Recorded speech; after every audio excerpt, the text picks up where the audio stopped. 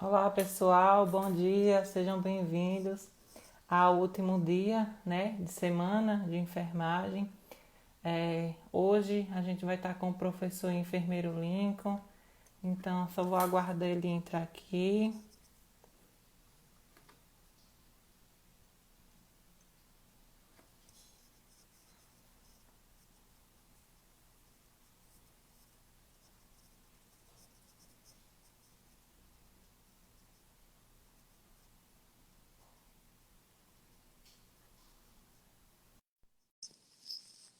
Hoje a gente vai estar tratando de PCR pediátrica. Olá Lincoln, bom Bom dia. dia, tudo bom?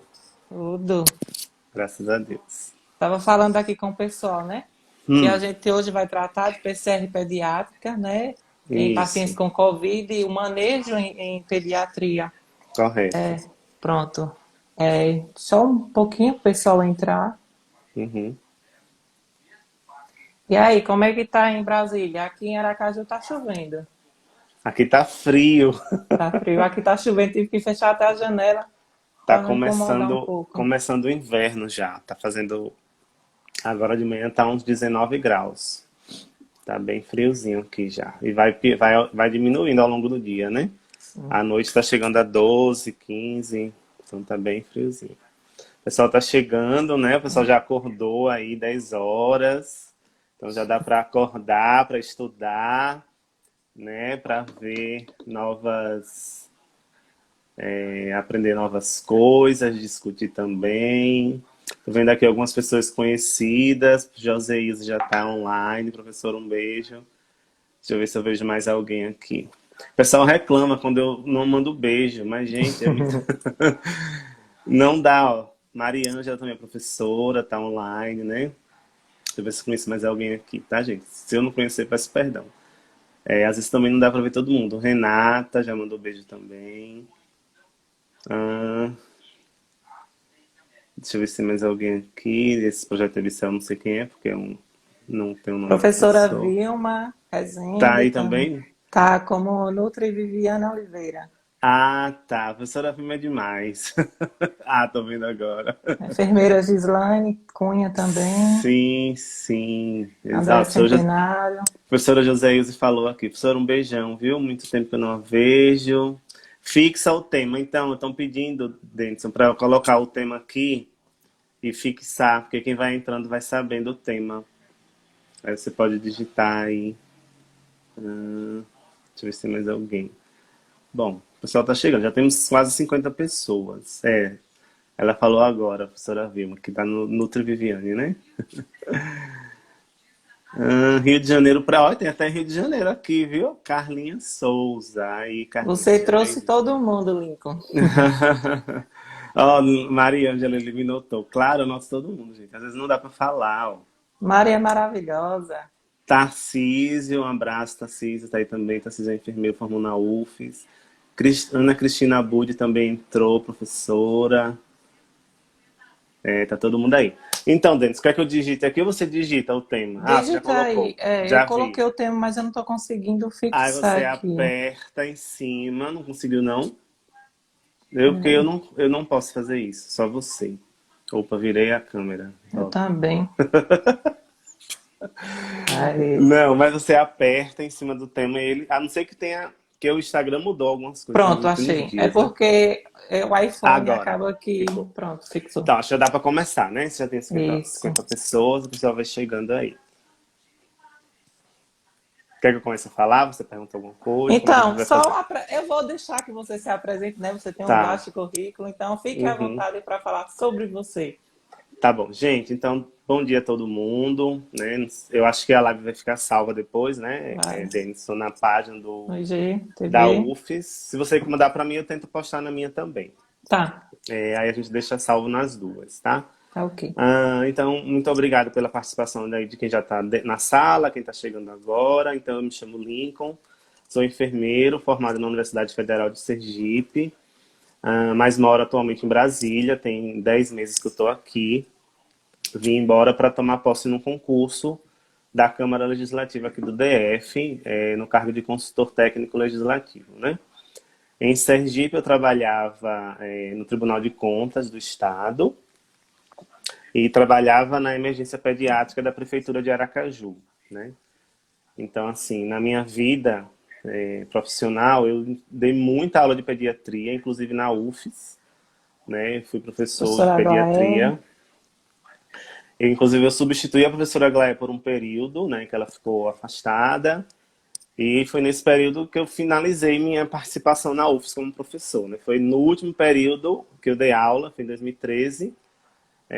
Quando a professora precisou se afastar, eu fiquei no lugar dela, dei aula de pediatria e neonatologia também. Mas eu dei muitas outras aulas antes dela. Comecei em 2007 e terminei em 2013, né? Fui professor substituto, professor voluntário, então foi uma longa jornada dentro da UFES e eu finalizei com uma turma que me homenageou, né? Então tem uma turma, a turma 2013 1, que me homenageou com o nome da turma. Então, assim, encerrei, vamos dizer assim, né? Como professor de uma forma muito bonita. E aí a professora Aglaé entrou em contato comigo e pediu um tema para a gente conversar na Semana da Enfermagem. Eu acho muito interessante essa tecnologia, a UFES, né? Eu sempre pensei na UFES como uma coisa muito formalizada, né? Uma coisa muito mais, né? Sei lá, não pensava nessa modernidade, vamos dizer assim, até porque quando eu estudei na época do retroprojetor, então era outra vida, né? Só tinha didática 3, então as coisas mudaram bastante aí em relação à atualidade, né?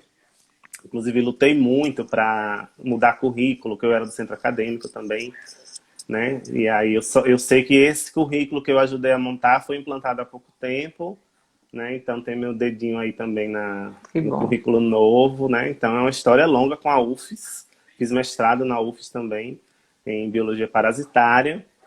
E eu devo tudo que eu tenho à UFES, não que a UFES me deu, né? Assim, de mão beijada, Contribuiu com mas, você, né? mas o Contribuiu. que a UFES me proporcionou, né, me fez chegar a atingir meus objetivos. Então, eu sempre fui grato, sempre serei grato, né, todos os professores, e estou aqui para ajudar vocês mais uma vez. Deve ter o pessoal da Ótimo. EBSE também, né, que já ensinei Os alguns concurseiros, enfermeiros. profissionais. Já dei aula na EBSE aí da UFES também, no HU, sobre PCR, né? Inclusive eu sugeri na época a criação dos times de resposta, times de emergência. Não sei dizer se estão montados, mas na época eu já sugeri Então, isso. a gente só não tem pediatria. Por informações que eu tenho até recentemente, a gente não tem Ah, pediatria. Mas o time está isso. lá no hospital universitário para atender adulto. E hoje é uma das principais recomendações, né, devido à pandemia, é ter o time de reanimação para diminuir tanto o óbito, né, claro, do paciente, quanto diminuir a contaminação dos outros profissionais, né? Então começa com uma equipe que detectou e continua com a equipe de reanimação. Acho perfeito isso aí. Então, Denis, é isso. Já falei muito. Pronto. Bem, então a gente já pode começar a explanar sobre o tema, né? Tanto os Pode, conhecimentos pode. gerais sobre Covid, e aí a gente vai Uhum. direcionando para a Tá. Então, pediatria. beleza. Eu acho importante quando a gente fala em coronavírus, né? Falar desses sintomas, né? Porque há uma diferença da sintomatologia entre adultos e crianças. Não sei se algum outro professor, porque eu infelizmente eu não acompanhei as outras palestras, se algum outro professor falou da Covid-19, mas se falou não, não importa, porque quem está aqui assistindo vai ouvir do mesmo jeito. Então, assim, quando a gente atende a um paciente, né, nessa época de pandemia, nessa época de H1N1 também, que está aumentando o número de casos, a gente sempre tem que ver se a pessoa tem febre, porque a febre, dentro dos protocolos, é o principal sintoma que vai levar à suspeita de síndrome gripal, né? Aí, dentro da síndrome gripal, nós vamos ter os casos de H1N1, vamos ter os casos de coronavírus, vamos ter outras gripes, mas é importante saber se a febre está presente, porque ela é o principal sintoma para iniciar essa suspeita, tá?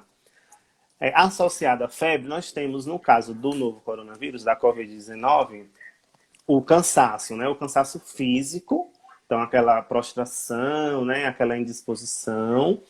E também a falta de ar, que nos casos leves, é a falta de ar leve, ou ela não existe também, né? Tem pessoas que adoeceram, estão com o novo coronavírus, mas não têm esse sintoma de falta de ar. Pode ter uma tosse geralmente seca, tá? E a falta de ar se pronuncia conforme a gravidade vai aumentando. Então, febre, tosse, fadiga e falta de ar são os sintomas principais. Existem estudos que falam que nem todos os pacientes, menos de 50% dos pacientes, na verdade, têm a febre. Então, aí isso liga um alerta na equipe de saúde, porque a gente não deve suspeitar do novo coronavírus só se tiver febre, embora seja um sintoma importante e que é, inclusive, um sintoma de alerta, né? Quando a febre aumenta, quando a gente recomenda que a pessoa busque o atendimento na unidade de saúde. Uma febre mais baixa, controla em casa, não precisa É ir para a como unidade. se o processo inflamatório ele tivesse maior. Então, essa sinalização, Isso, né, da febre, isso. justamente porque Uhum, tem essa elevação de prostaglandina de forma sistêmica. Então, a gente tem correto. esse boom de febre. Exatamente. A gente sabe que os grupos de risco para a Covid-19 são os idosos, isso é um fato. No mundo todo, os idosos são o principal grupo de risco. Mas também as pessoas com doenças que deprimem o sistema imunológico, né? Os imunocomprometidos, ou imunodeprimidos, ou imunossuprimidos, enfim, qualquer um desses casos. Aí dentro do grupo dos imunossuprimidos ou deprimidos, nós temos as crianças, né? Então, a criança sadia, vamos dizer assim, a criança rígida, que não tem uma doença de base, uma doença crônica, uma malformação, ou uma imunossupressão genética, essa criança, ela não é grupo de risco, isso é um fato. Mas há crianças que estão no grupo de risco, então é importante o profissional de saúde ficar atento a isso, porque embora, de forma geral, a criança não esteja no grupo de risco, porque são os idosos o principal alvo, as crianças se enquadram no grupo de risco quando se fala nas crianças que têm doenças crônicas, né? Aí nós temos várias doenças crônicas, e as crianças imunossuprimidas. Aí elas se enquadram no grupo de risco. E aí a mais atenção se deve dar, porque nem todas as crianças terão a febre como sintoma, tá? Eu vou falar um pouquinho mais à frente nesse enquadramento aí, ok? Eu estou aqui acompanhando um slide aqui para não perder a sequência, tá? Essa Perfeito. semana, o São Paulo registrou o segundo caso de morte por Covid-19 em crianças. Então, é um dado que preocupa, embora o número seja baixo, né? A gente fala de forma estatística, é um número baixo, mas preocupa porque é uma vida perdida, né? Então, a gente tem que ter esse pensamento aí de evitar a doença na criança. A maioria das crianças são assintomáticas. E o que é que isso representa, Denison, para o profissional? Isso representa um risco maior porque o profissional se descuida. Quando você pega um paciente assintomático, você acha que ele não está doente, então que ali ele não vai contaminar você. Então, embora a criança não seja grupo de risco, embora a criança não vá agravar se estiver com o coronavírus, o profissional de saúde vai. Então, o profissional de saúde adoece, né, adquire o vírus, pode adoecer de forma grave porque a imunidade do profissional de saúde é completamente alterada, né? Nós temos contatos contínuos com vários micro-organismos, com antibióticos, enfim. Nosso sistema imunológico ele é louco, né? Ele responde de forma diferente do resto da humanidade. Então a gente não sabe o que pode acontecer e a gente está tendo várias mortes aí por conta do coronavírus, né? Agora, aí vem uma pergunta que muitas pessoas fazem. Por que que a criança não é um grupo de risco, a criança em geral? Então, como as pesquisas estão ainda iniciando, né, o coronavírus tem o quê? Menos de 5 meses de vida, entre aspas, né? Ele foi descrito em 31 de dezembro de 2019, então vai fazer 5 meses ainda, então é muito novo o coronavírus, o novo coronavírus, no caso. Ele é muito novo e então tem muita coisa a se descobrir ainda, né? Aí por isso que tem pesquisas no mundo inteiro sobre o coronavírus. Inclusive, quem é estudante aí quiser fazer um TCC sobre coronavírus, é um tema muito atual. Quem quiser fazer mestrado, né, ou doutorado, são temas... Porque, assim, é novo, mas daqui a 2, 3 anos ele ainda vai ser novo, né? Eu sempre Sim. comparo o novo coronavírus ao HIV. Eles são vírus diferentes, né? Não são da mesma família, mas eu sempre comparo os dois porque o HIV é um vírus também.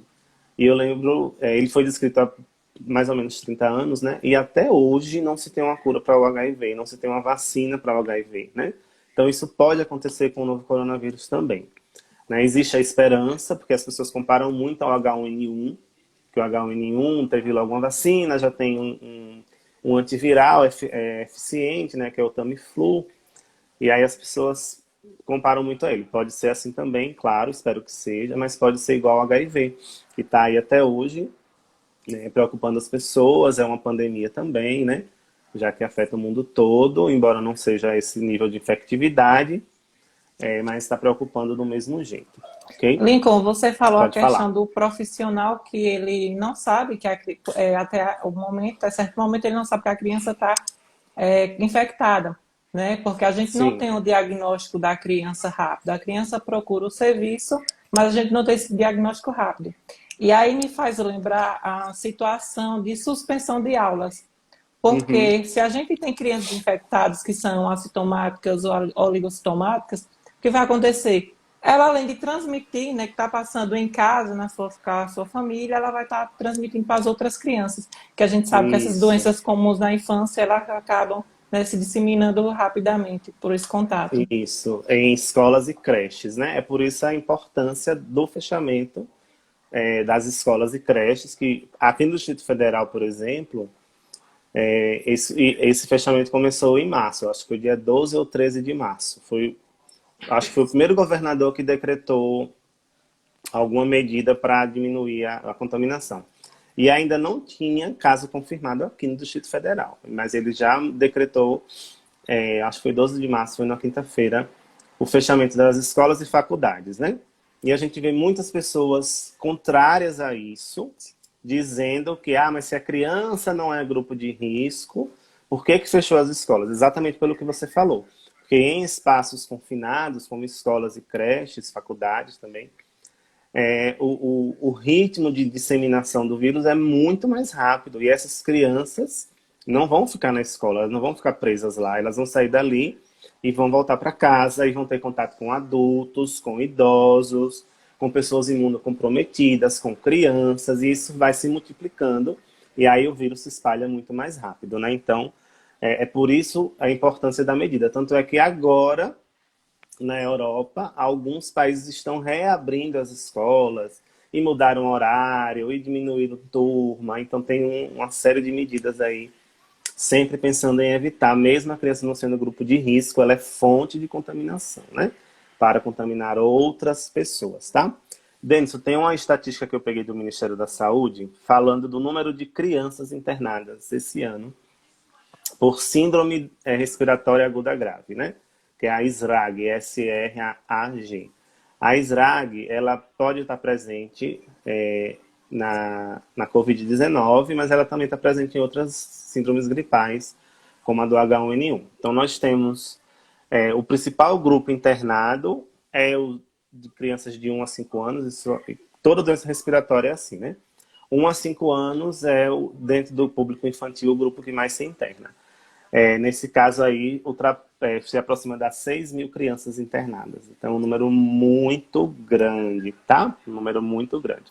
Os menores de 1 ano se aproximam dos 5 mil casos internados esse ano, né? E de 6 a 19, aproximadamente 4 mil casos. Então, dentro desse grupo, nós temos um grupo que pode ser crianças com a Covid-19, e é aí que a gente tem que se preocupar mais, porque pode ser grave também, ok? Então, quais são os principais sintomas? Ó, eu já falei tosse, dor de garganta, eu esqueci. A dor de É o eritema. garganta, ou a hiperemia, ou a odinofagia, que é a deglutição, né, dolorida, são os sintomas mais comuns, né? Então, nós dividimos esse grupo das crianças infectadas em dois. Crianças com síndrome gripal, né? Que aí eu falei que o principal sintoma deve ser a febre, mas ela pode não estar presente, ok? E aí associa tosse, dor de garganta e coriza ou dificuldade para respirar. Dentro do público infantil, Denison, existe um outro sintoma que não é tão comum no adulto e que deve levar à suspeita pela infecção pelo coronavírus, que é a congestão nasal, tá? Então, a gente fala em congestão nasal, aí, claro, temos outras doenças, como a rinite, como o resfriado, outras gripes, todas elas causam congestão nasal. Mas nessa época de pandemia, criança, aí, ao avaliar a história dela, contato com outras pessoas, enfim, a congestão nasal se torna importante, um sintoma importante, destacado pelo Ministério da Saúde, inclusive, como importante para suspeitar do novo coronavírus, tá? Então, essas são as crianças com síndrome gripal. E temos as crianças com SRAG, síndrome respiratória aguda grave, que aí nós temos a síndrome gripal associada à dispneia, associada à dor no tórax, associada à queda na saturação de oxigênio. E no público infantil nós temos ainda batimento de asas nasais, tiragem em qualquer nível, subcostal, intercostal, supracostal, e a inapetência, né? Inclusive a inapetência, quem é pai, quem é mãe, aí eu tenho irmãos pequenos, sabe que assim, todas as doenças, é um dos sintomas que mais preocupam. Porque enquanto a criança está doente, mas está se alimentando, a família fica mais tranquila. Não, ele está doentinho, mas está comendo, está aceitando, né, o leite ou a alimentação da família. Então aí está tranquilo. Mas quando a criança entra em inapetência, a família se preocupa mais. E é quando geralmente a família leva ao pronto-socorro ou à unidade de saúde. Então, aí se torna importante destacar esse sintoma que pode vir associado a SRAG, tá? E a equipe tem que estar mais atenta ainda. Quando eu E aí falo é quando isso, a criança já evolui, né? A queda da saturação, a isso, dependência, né? A oferta de O2 é de necessária. O2, Então, exatamente. aquele desconforto respiratório discreto, os pais não conseguem ver. Quando a criança passa para aquele estado de sufoco, né, que não consegue respirar ou que não consegue comer, é quando os Isso. pais, né, têm esse alerta de encaminhar Uhum, até o pronto-socorro. exatamente. Aí a equipe tem que estar ligada, né? Ah, mas só uma inapetência, eu acho que não pode ser coronavírus, não, mas é o contrário. A inapetência é um dos sintomas infantis associados à Covid-19. Então, congestão nasal na síndrome gripal, que não é comum no adulto, e a inapetência e batimento de asas nasais, tiragem também, na criança associada a SRAG. Então, esses sintomas aí tem que estar bem claros em quem atende criança, né? Porque tem que ligar o alerta, tem que suspeitar da doença, pedir painel viral, pedir outros exames aí para diagnosticar em tempo oportuno, né? Até o E, painel viral serve para identificar outras infecções por vírus, porque assim, a gente está em Covid-19 e esquece do H1N1 ou do vírus essencial respiratório, que isso, são fatais, que podem ser fatais nas crianças, exato, diferente exato. do que está registrado apenas só pelo Covid-19, Uhum, né? Então a gente isso. precisa dar essa atenção também. Exatamente. Os profissionais não podem se despreocupar das outras doenças, né? Porque H1N1 mata, inclusive mata mais crianças do que o coronavírus. O vírus essencial respiratório mata também, né? Eu mesmo já atendi várias e várias crianças.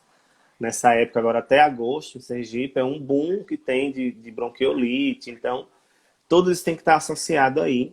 A equipe de saúde tem que estar mais alerta. Quando eu trabalhava na emergência, nesse período, eu era meio psicopata em relação a H1N1, né? Não tinha coronavírus no ano passado. Então, eu conversava com todos os pediatras. Chegou uma criança dispneica, febre, vamos começar o Tamiflu agora. Todas as crianças tomavam Já inicia o Tamiflu. tratamento. Mas não fez painel viral, não tem problema. Peça painel viral e começa logo a tratar para a gente não ter esse risco. E olha que tinha vacina, tem vacina, né? E a gente se protege com a vacina, né? Mas eu não estava preocupado comigo, estava preocupado com as crianças, né? Então, chegava lá grave, já era Tamiflu para todo mundo.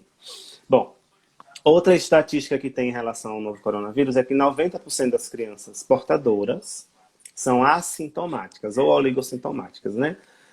Não se sabe ao certo quantas tem, porque isso é impossível saber, mas na população em geral, hoje já se estima aí em torno de 50% de pessoas contaminadas na população em geral, né? Os adultos também, a maioria é assintomático, porém nas crianças esse número de assintomáticos é maior.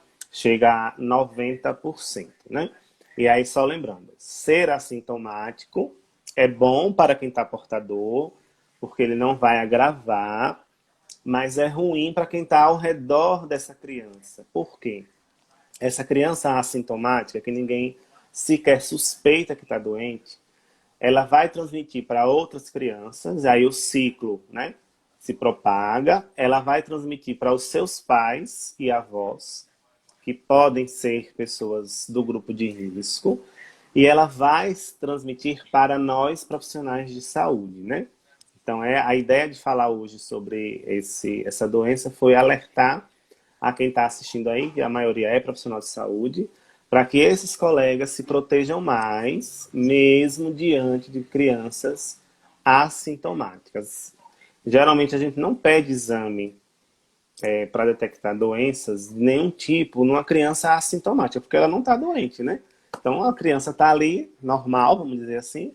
Você vai pedir exame de quê? Se fosse para pedir de um, ia pedir de todas as doenças possíveis. Então a gente não solicita. E aí a equipe tem que voltar naquela premissa que a gente aprende lá no início da faculdade, que são as precauções padrão, né? Então, quando a gente está na unidade de saúde, atendendo a um paciente, a gente tem que lembrar das precauções padrão, que são base para a nossa proteção, né? Então, aí a gente volta nelas e relembra que o profissional sempre vai ter que usar, se proteger, higienizar as mãos, usar luvas quando for fazer procedimentos que tenham contato com sangue e fluidos, descartar adequadamente os cortantes, né? Lembrar de usar máscara cirúrgica quando for fazer procedimentos que se aproximem do paciente. E nessa época de pandemia, eu acho que todo mundo tinha que andar de máscara dentro do hospital, né? Eu sei que a Anvisa não recomenda isso, tá? Eu sei que não recomenda. Isso está inclusive na última atualização da nota técnica, 4/2020, dizendo, inclusive, né, enfim, permitindo o uso de máscara de pano no hospital. Eu acho isso um absurdo. Mas a Anvisa está recomendando. Eu sugiro, se o profissional tiver condições, andar sempre de máscara cirúrgica, e eu já postei isso várias vezes na minha página do Instagram. Muita gente manda mensagem para mim perguntando sobre a EPI, né? Sempre foi assim, trocar a máscara a cada 2 horas, sempre foi desse jeito. Não se inventou isso agora, né? Aí, mas estamos num estado de pandemia, tem pouca máscara, tudo bem. Aí você avalia então a sua máscara e veja se ela ainda está em condições de lhe proteger. Então você, ao invés de trocar a cada 2 horas, que seria o ideal, aumente para 3 horas ou para 4 horas, desde que você entenda que a máscara ainda lhe protege. Não está úmida, não está rasgada, não está suja, né? Então aí tem várias questões a serem levantadas. Mas eu, sinceramente, embora não seja nosso tema aqui, usar máscara de pano num serviço de saúde, eu acho que é o fim do mundo. Eu acho que é o fim do mundo. Mas, infelizmente, a Anvisa publicou essa nota, atualizou, e está lá permitindo que alguns setores, né, utilizem a máscara de tecido, tá? Bom, mas voltando às precauções padrão, então, o profissional vai lidar com a criança assintomática, porque a criança vai ao hospital, sei lá, para tomar uma injeção, ou vai na unidade de saúde tomar uma vacina, né? Tá assintomática mesmo e a família não suspeita da doença. Então, o profissional tem que lançar mão das precauções padrão, incluindo o uso de máscara cirúrgica, ok? E quando a criança é suspeita, ou confirmada, claro, aí ao invés das precauções padrão, aí o profissional vai ter que lançar mão das precauções por transmissão, né?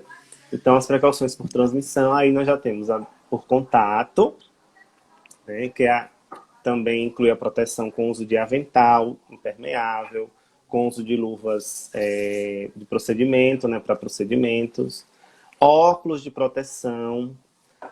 Na minha prática profissional, eu sempre usei pouco óculos de proteção. Inclusive, há poucos dias eu fiz uma live sobre isso aqui no meu Instagram. E esse uso de óculos de proteção, ele é pouco disseminado, vamos dizer assim, né, no nosso dia a dia. Agora ele está aumentando, né? Então, eu sempre usei pouco, né? Eu confesso aqui. Mas ele é importantíssimo na época da pandemia, porque a transmissão da doença por contato é um fato. Então, o profissional tem que estar protegido com óculos de proteção ou aquela face shield, que é aquela máscara acrílica, né? Que cobre assim uma parte do rosto. Ela substitui os óculos, tá? Importante falar isso aqui que eu repito, porque tem muito profissional que manda mensagem para mim perguntando isso. Mas Então, não substitui a máscara, né? É bom a não gente substitui a frisar isso máscara. aqui. Então, a Face Shield, embora o nome seja máscara completa, eu não lembro agora o nome que vem na literatura, mas é alguma coisa máscara facial também. Ela substitui os óculos de proteção. Não substitui óculos de grau, substitui os óculos de proteção, que deve ser colocada por cima dos óculos de grau. Mas quando não tem esses óculos ou não encaixa, né? Por exemplo, eu comprei um óculos de proteção para mim e ele não encaixou nesses meus óculos, que são grandes, ó. Então não encaixou. E aí, então não vou usar. Aí você substitui os óculos de proteção pela Face Shield, né? Mas também não deve usar tudo. Óculos de grau, de proteção e Face Shield. Tá parecendo uma loucura. Acho que nem consegue colocar, né? E não substitui a máscara. Eu estava até comentando agora mais cedo, Denis, com umas amigas, que eu vi aqui em Brasília pessoas correndo, fazendo corrida na rua, usando Face Shield. Eu acho assim que as pessoas estão totalmente por fora da vida real, né? Enfim. Então, nesses casos de precauções por contato, óculos ou face shield, máscara cirúrgica, se não for procedimento que gera aerosol, máscara cirúrgica, né? Luva e avental e gorro, né? Que, já que o vírus ele pode fixar nos cabelos também, né? E avental impermeável, né? Quando for fazer procedimentos ou se aproximar menos de 1 metro dessa criança, com suspeita ou confirmada da doença, aí nós temos que ter as precauções por gotículas primeiro, né? Para procedimentos que não gerem aerosol. Então, essa paramentação continua. Aí é importante o profissional saber se paramentar e se desparamentar, porque está havendo contaminação dos colegas na desparamentação também. Então, está lá tudo contaminado, a pessoa vai lá, toca, leva na via aérea e se contamina, ou nos olhos, né? Isso, acho que é só Ah, no momento do procedimento que está em isso, risco e esquece exatamente, que o seu EPI está contaminado, né? Possivelmente exatamente, contaminado. possivelmente contaminado. E tem os procedimentos que geram aerosol, incluindo a ARCP, né? A ARCP é um procedimento que gera aerosol, né? Não só ela, mas a intubação também fazer a nebulização. Quem trabalha em pediatria aí sabe que a nebulização é um dos tratamentos mais comuns na pediatria, devido à criança com broncoespasmo ou asma. Aquilo gera aerosol, né? Sala de nebulização sempre é enevoada, né? Porque fica muita criança tomando ali e o aerosol fica ali, né? Então, gera aerosol. Uso de alguns dispositivos, como máscara de Venturi, gera aerosol. Aspiração das vias aéreas. Então, tem vários procedimentos que geram aerosol. Aí, nesses procedimentos, a equipe tem que estar protegida com a máscara N95 ou PFF2. Também é uma máscara que gera muita dúvida, e que as pessoas mandam muito para mim. Eu sempre postei também. A máscara N95 é igual a PFF2. Só muda o nome porque um é da Europa e outro é americana, mas é a mesma coisa. Nós temos no Brasil a PFF1, que parece a mesma máscara. É aquela máscara azul com elástico branco, parece uma concha, né? E as pessoas usam também. A PFF1 não protege contra micro-organismos, né? Já me perguntaram, e por que vende? Porque a máscara não foi feita só para o profissional de saúde, né? A máscara foi criada para outras pessoas, outros trabalhadores usarem. Então, a PFF1, ela não é N95 e ela não protege contra micro-organismos. Ela serve para proteger contra poeira. Então, por exemplo, a pessoa que trabalha em obra pode usar a PFF1. A pessoa que trabalha em outros locais que gerem poeira, PFF1. Para o profissional de saúde tem que ser PFF2 ou FF3, que a gente quase não encontra, né? Ou N95 sem aquela válvula, certo, Denis? Não sei se você já viu a máscara Sim. PFF2 com válvula. Me perguntaram muito dessa maldita dessa válvula, que as pessoas não entendem. A válvula é para a pessoa que está usando expirar, ou seja, jogar para fora, né, o seu ar. Essa válvula que fica aqui, ou uma lateral nas duas laterais, ela não tem um filtro. Então, quando você expira, você joga gotículas para fora. Isso. E se você está contaminado, você vai contaminar seu paciente, vai contaminar o ambiente, vai contaminar seu colega. Então, ela não serve para o profissional de saúde por isso. Eu não estou me protegendo, não. Você está se protegendo porque ela filtra, né, de fora para dentro ela filtra, mas ela joga para fora sem filtro. Então ela contamina o ambiente. Aí eu já vi, mas eu não tenho coronavírus, mas você tem outras doenças, você tem outros micro-organismos, você pode contaminar seu paciente com qualquer outra coisa. Então a máscara não é adequada. Agora na nota técnica 4/2020, né, a última que foi atualizada pela Anvisa, a Anvisa falou que pode usar essa maldita máscara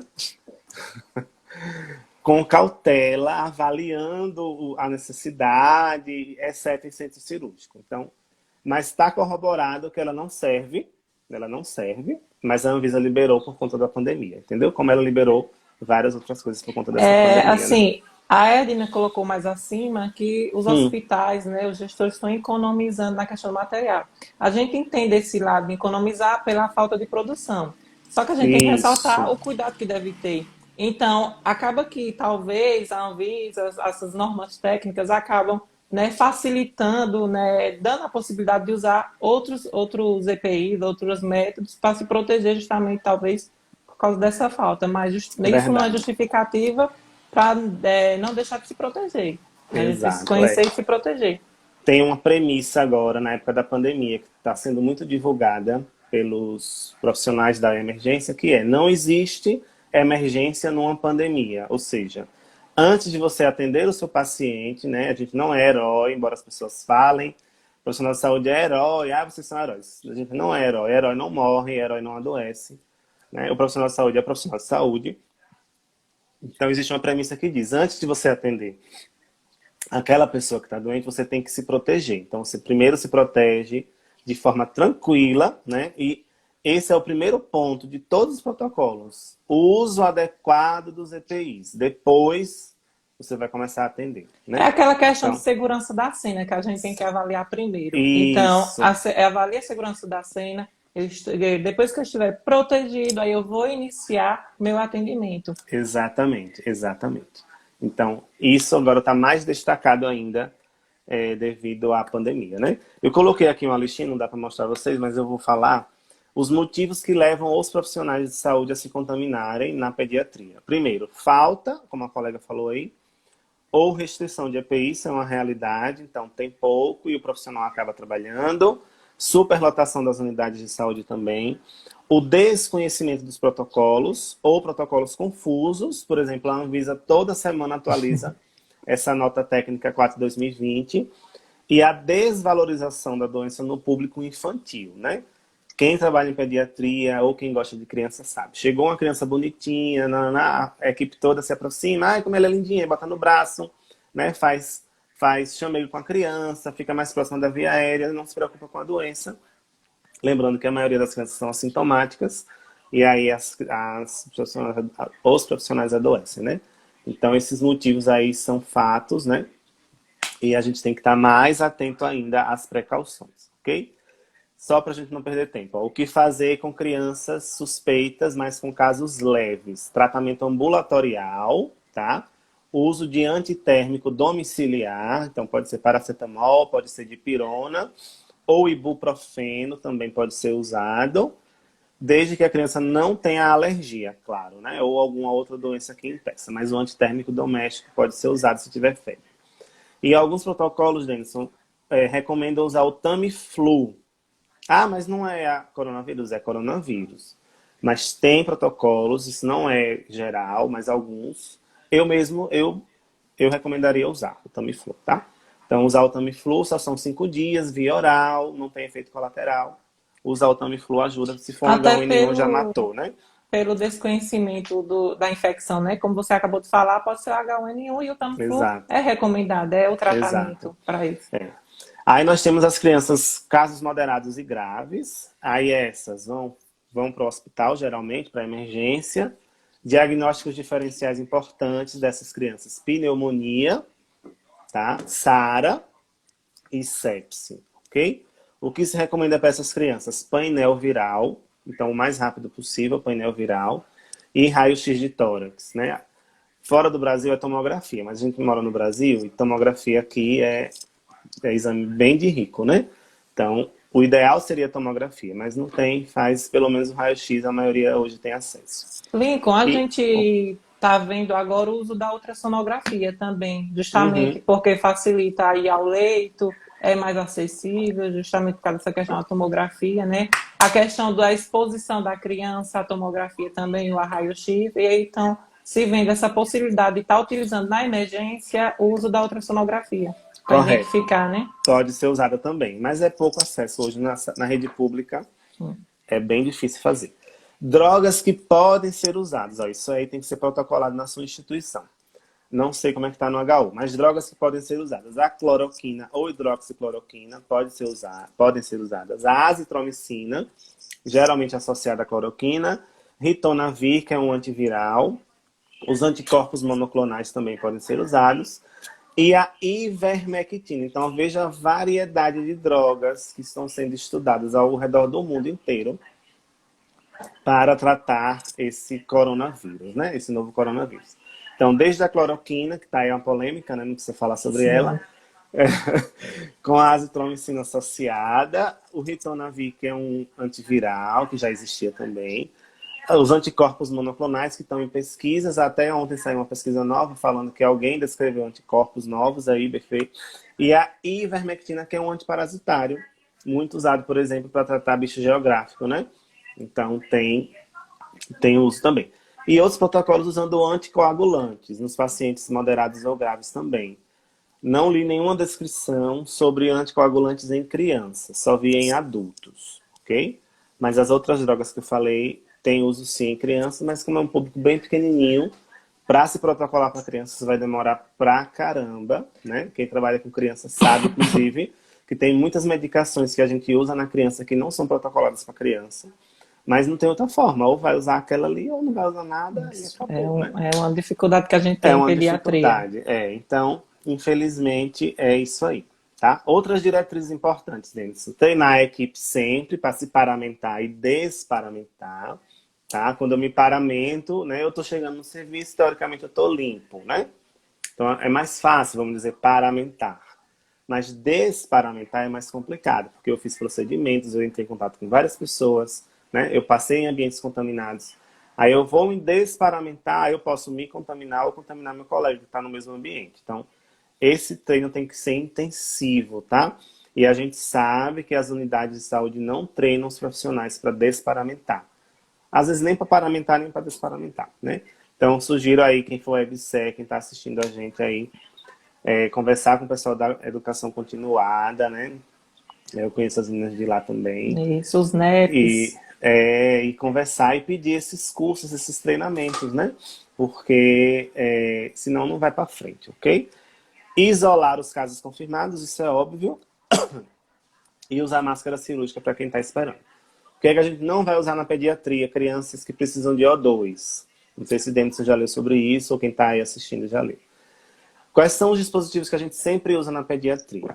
Máscara de Venturi. Inventura. Essa tem que ter de rodo, né? É lá, chegou criança dessaturando, máscara de Venturi 40%. Geralmente é assim. Essa não deve ser usada agora, tá? A máscara de Venturi ela é de alto fluxo. E ela tem aqueles buraquinhos na lateral que libera aerosóis. Então, nenhum procedimento que gere aerossóis, deve ser feito como primeira opção. Ah, mas eu não tenho outra opção, não tenho outra máscara, não tenho outro cateter. Aí tudo bem, infelizmente vai contaminar, mas não é a primeira opção, ok? Então, E aí máscara a de gente vento. pode estar utilizando também, Lincoln, a própria máscara cirúrgica acima da máscara de Venturi, como uma forma também de barreira, né? Quando É, tiver a em último necessidade caso, de você está uso, em falando. último Isso, caso. exato. O que é que a gente não deve usar também? Nebulização, que eu já falei há pouco tempo. A nebulização gera aerosol, isso é claro, né? Quando você coloca uma fumaça ali, né? Ali gera aerosol. Quais são os substitutos, então, da Venturi e da nebulização? Primeira opção, para criança que precisa de oxigênio, é o catéter de oxigênio, aquele tipo óculos, né? Aquele que fica assim, encaixadinho na narina. Ele é considerado baixo fluxo. Quantos litros usar? De 1 a 3 litros, ok? É baixo mesmo. Então a criança está lá, você detectou dessaturação, precisa iniciar O2, opte primeiro pelo catéter de oxigênio de 1 a 3 litros. Você vai começa com 1, Se não melhorou, aumenta para 2. Se não melhorou, aumenta para 3. Se essa criança não melhorou, aí você vai para a segunda opção, que é a máscara não reinalante. É aquela máscara, né, facial que tem duas películas laterais, quando ela está completa, e tem uma bolsa reservatória. Essa é a não reinalante. Essa deve ser usada entre 10 e 15 litros por minuto. Para as crianças menores, 10, e aí vai aumentando até 15. Faz a mesma coisa, inicia com 10, vai observando a saturação de oxigênio.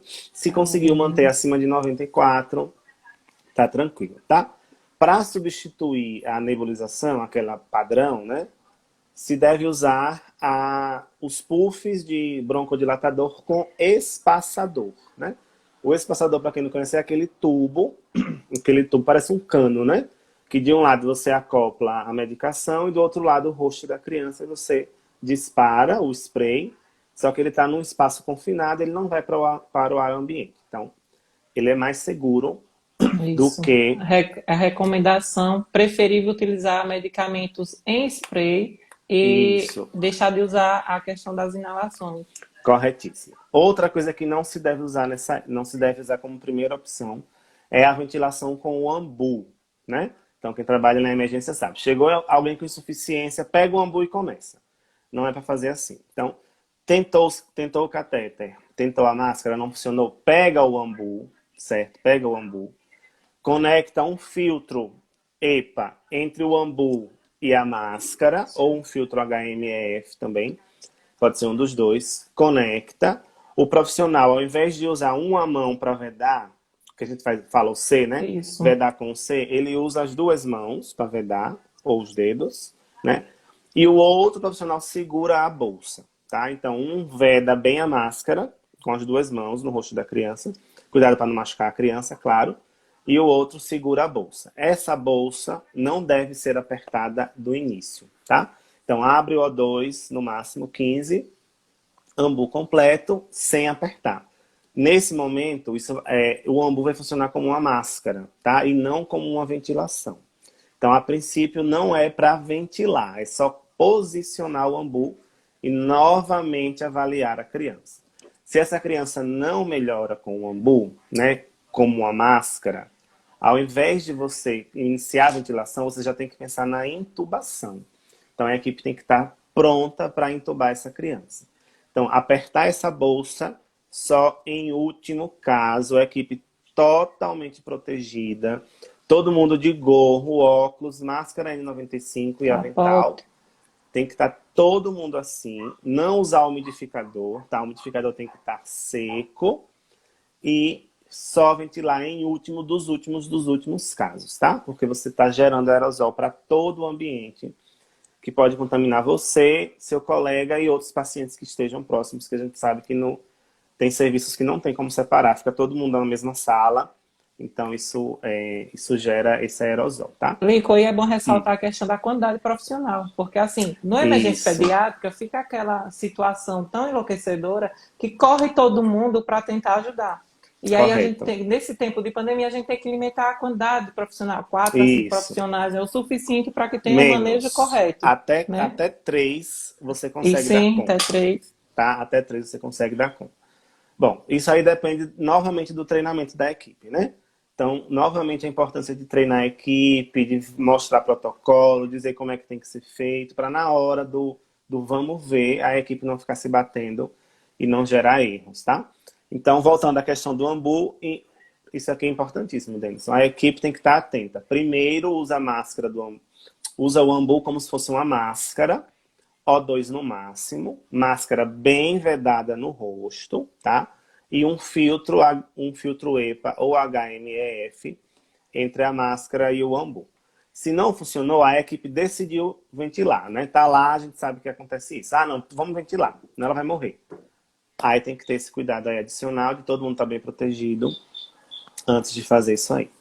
Para intubar, então, a equipe também tem que ter cuidados, né? Um dos cuidados da intubação é bloquear a saída do tubo, né? Então, aquela parte externa do tubo, aquela parte branca, ela tem que estar bloqueada. Aí, a forma que se encontrou hoje foi usar um êmbolo de seringa. Então, pega o êmbolo da seringa, fecha a ponta do tubo, eu até pega um tubo, esqueci. Fecha a ponta do tubo, tá? E passa pelo êmbolo o fio guia, ok? Então, aquele tubo está bloqueado ali. Introduz o tubo, faz a intubação, aí a preferência é videolaringoscopia, mas a gente sabe que não tem em todos os lugares, então usa o laringoscópio tradicional. Intubou a criança, o que é que vai acontecer agora? Alguém da equipe vai puxando aos poucos o fio guia sem tirar o êmbolo. O êmbolo fica lá na saída do tubo. Então vai puxando aos poucos. Antes de tirar o fio guia completo, alguém vai lá e clampeia esse tubo próximo da saída dele. Então clampeia com uma pinça não traumática, tá? E ali o tubo está totalmente fechado. Conecta o ventilador mecânico, sempre com o filtro EPA ou HMEF. E aí já começa a ventilar e infla o balão, tá? Inclusive o balão hoje já era recomendado usar tubo com balão e agora é mais recomendado ainda usar tubo com balão, tá? Embora a gente saiba que profissionais não usem ainda, ok? Pode falar, Denison. Lincoln, a gente está em 51 minutos. Caso não dê tempo da nossa discussão, a gente faz outra. Se você estiver disponível, a gente inicia outra live. Tá. Em relação a essa questão, né, da ventilação em criança em um estado de emergência. Em relação à compressão, a criança que está em parada, a gente tem a recomendação que no momento que estiver intubando, parar as compressões. Você tem alguma Isso, coisa a colocar? isso, mas é isso mesmo. A gente tem que lembrar do guidelines tradicional. O guidelines tradicional fala o quê? Intubação em tempo oportuno, ou seja, não é logo, intubar logo não. Né? Na vida normal, vamos dizer assim, é dessa forma. Tá reanimando, tá ventilando de boa com o ambu, não precisa intubar agora. Quando a gente fala em coronavírus, em Covid-19, é o contrário. Como a insuficiência respiratória ela é muito pronunciada e é ela que gera a parada cardíaca nesse caso, então as recomendações são ao contrário. Iniciou a RCP o mais rápido que for possível, deve intubar essa criança. E aí, como você falou, no momento em que o profissional for intubar, a equipe não deve comprimir, tá? Porque a cada compressão que você faz, você gera aerosol, né? Imagina você apertando um tórax, tudo que está ali dentro vai sair, né? Vai Então, o ar e aí inspirando. quem está ali na cara do paciente fazendo a intubação, ele está mais exposto ainda e todo o ambiente está exposto também.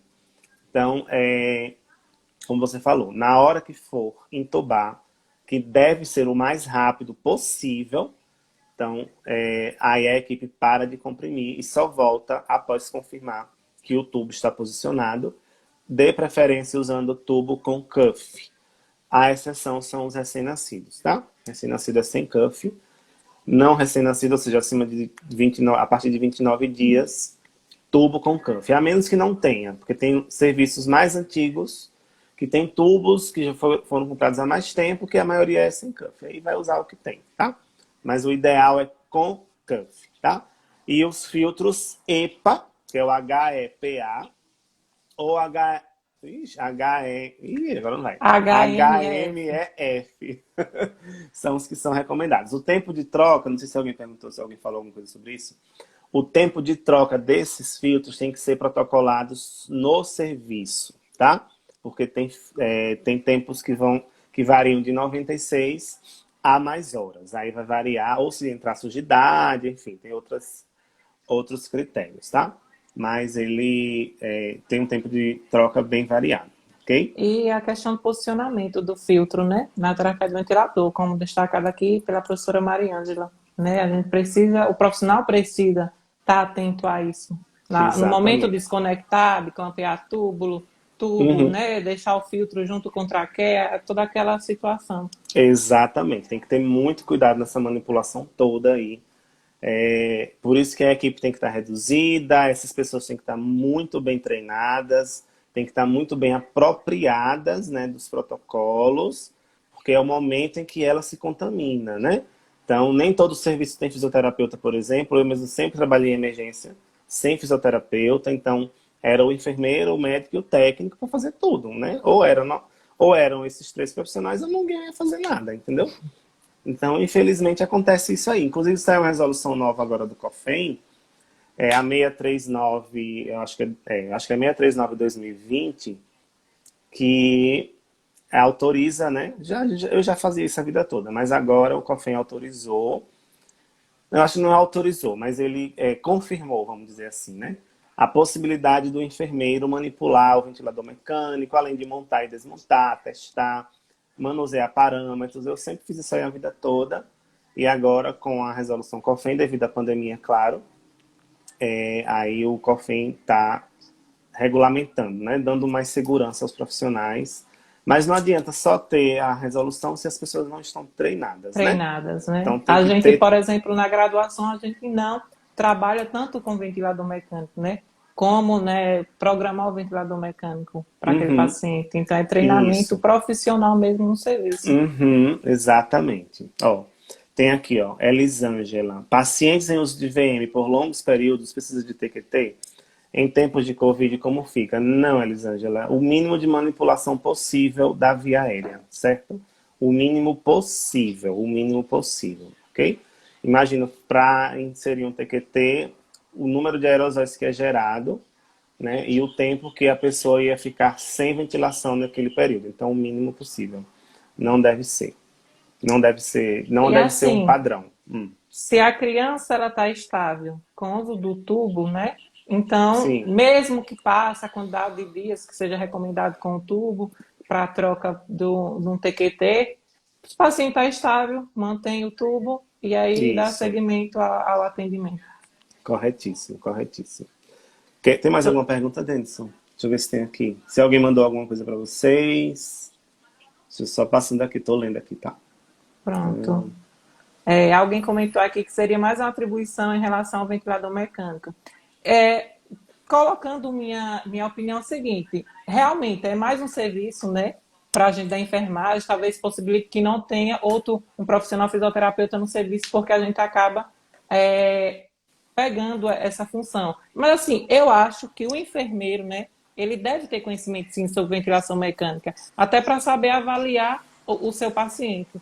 Então seria uma forma de conhecimento a mais, que Eu não já penso, obriga. eu tenho um outro pensamento, né? Diferente de Cris. Veja, Cris. Quando o COFEN publicou a resolução, ele não falou lá, é obrigação do enfermeiro fazer isso. Tá? Ele está dizendo que o enfermeiro pode atuar nesse tipo de atribuição. Ele pode, não é obrigação. Como qualquer outra atribuição que nós possamos ter. Por exemplo, existe uma resolução de estética. Ah, agora eu sou obrigado a fazer estética nas pessoas? Não. Eu tenho o direito de exercer aquela atribuição porque o meu conselho permite, ok? E aí quem não se sente seguro não vai fazer. Isso é óbvio, né? Mas eu não me sinto seguro, eu não sei mexer no ventilador. Eu não sei o que é uma PIP, eu não sei o que é um FO2, eu não tenho a mínima ideia do que seja frequência respiratória, volume corrente, então não vou mexer ali, né? Então, o COFEN, quando publica, é para respaldar os profissionais, para dar a eles o direito de fazer aquilo, mas não é uma obrigação, ok? Bem As nossas destacado. obrigações estão no código de ética, tá? Então, isso não é uma obrigação. Agora, se você se sente apto a manipular o ventilador, a mexer parâmetro e todas as outras coisas que se faz no ventilador, você pode fazer, porque o seu conselho está respaldando você. E aí, como a professora Maria Ângela falou, a resolução dispõe as competências, exatamente. Não são as obrigações, são competências. Competências. E é preciso, sim, rever o ensino, não só na graduação, mas nas pós-graduações, rever o ensino na educação continuada também, para capacitar bem os nossos colegas a fazerem isso aí, tá? Lincoln, a gente está Oi. com apenas um minuto. Você quer a gente Oh! encerra e A inicia gente, outra? a Porque gente assim, após encerra porque eu vou você. trabalhar. Tá ok então. Quer que eu fale alguma coisa agora? Me despedir do pessoal, então, né? Só se Tá. despedir. Então, eu quero agradecer a todo mundo, foi bem rápido, né? Agradecer a todo mundo pela participação. Me ponho à disposição aí para dúvidas, né? Não vai dar tempo de responder aqui, mas pode mandar no meu direct, que eu sempre respondo. E a live, o Denison pode mandar para mim se conseguir gravar, porque tem algumas que eu não consigo gravar. Se conseguir gravar, manda para mim que eu vou tentar postar no Pronto, meu pronto. Instagram também, viu? @LincolnVitor, para quem tá aí, viu? Pronto, Muito Lincoln. obrigado. Obrigado, viu? Até. Tenha um bom dia a todo mundo. Tchau, tchau. Tchau.